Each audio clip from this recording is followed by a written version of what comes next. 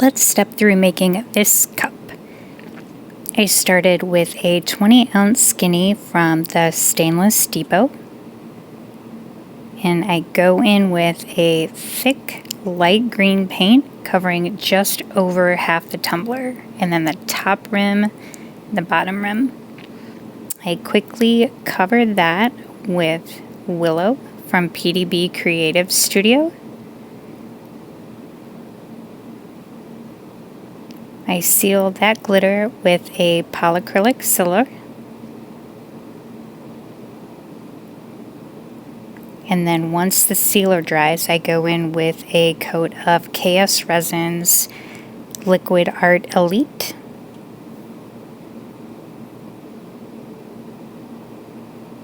I chose the Hello Winter decal and coordinating vinyl from Gracefully Created.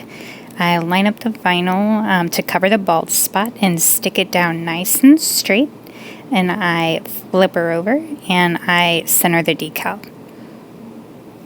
I go in with a couple more coats of epoxy and call her done.